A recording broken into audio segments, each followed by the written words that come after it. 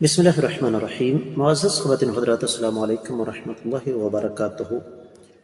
شریعت اسلامیہ کا مزاج یہ ہے کہ یہ دین برائی کے راستے روکتا ہے، اور جہاں بھی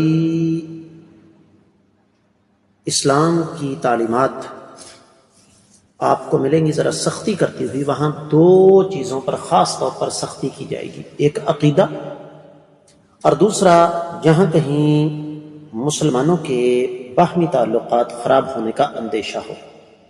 آج کی ہماری حدیث کا موضوع دعوت میں مقابلہ بازی کی شرعی حیثیت کیا ہے، کہ دو آدمی آپ کی دعوت کرتے ہیں اور دونوں ایک دوسرے کے ساتھ مقابلہ کرتے ہیں۔ مشکات المصابیح کتاب النکاح باب ہے ولیمے کا، 3238ویں حدیث کتاب میں اور 16ویں ہے باب میں۔ حدیث کی عبارت پڑھنے لگا ہوں۔ وعن عکرمۃ عن ابن عباس رضی اللہ تعالی عنہ ان النبی صلی اللہ علیہ وسلم نہى عن طعام المتباریین ان یوکل، رواہ ابو داود وقال محی السنت والصحیح انہ عن عکرمۃ عن النبی صلی اللہ علیہ وسلم مرسلا۔ معزز خواتین و حضرات، آپ نے یہ سماعت فرمایا کہ یہ حدیث سنن ابی داؤد میں ہے۔ تفصیلی حوالہ نوٹ کیجیے، سنن ابی داؤد کتاب الاطعمہ 7واں باب ہے۔ جو ایک دوسرے کے مقابلے میں کھانا کھلائیں تو ان کے ہاں کھانا کھانا کیسا ہے، 3754ویں حدیث۔ اور محی السنہ نے اس کو شرح السنہ میں 2319ویں حدیث کے تحت نقل فرمایا۔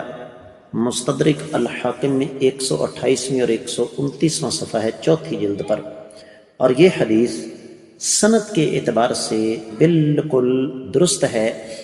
اگر اس کے حوالہ جات آپ کو چاہیے تو شیخ البانی رحمۃ اللہ علیہ نے صحیح ترغیب میں اس کو صحیح لغیرہ ہی قرار دیا، اور پھر امام عبدالحق الاشبیلی نے احکام الشرعیہ الصغریٰ میں اس کو نقل کیا 780ویں حدیث کے تحت۔ امام ابن المفلح نے الآداب الشرعیہ میں اس کو ذکر کیا۔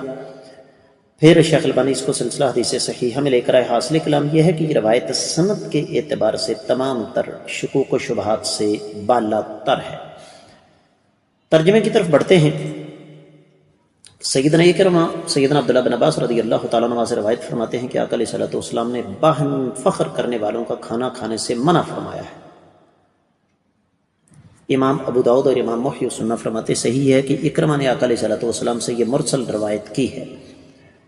معزز خواتین حضرات، میں آگے بڑھنے سے قبل آپ کو بتا دوں کہ مرسل روایت اس کو کہتے ہیں کہ جس میں تابعی صحابی کا درمیان سے واسطہ نکال کر آقا علیہ الصلوۃ والسلام سے روایت کرے۔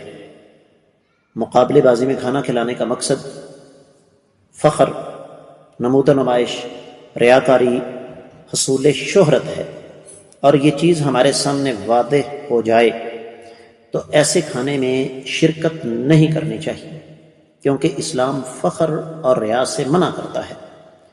اور پھر اس میں عداوت اور دشمنی بھی پیدا ہوتی ہے۔ دو لوگ دعوت کریں گے ایک دوسرے کے مقابلے پر، تو آقا علیہ الصلوۃ والسلام نے ہمیں ایسی دعوتوں میں شریک ہونے سے منع فرمایا ہے۔ میں امید کرتا ہوں کہ یہ حدیث آپ کو اچھی طرح سمجھ آ گئی ہوگی۔ اس کے ساتھ ہی آج کے سبق سے اجازت دیجیے۔ السلام علیکم ورحمۃ اللہ وبرکاتہ۔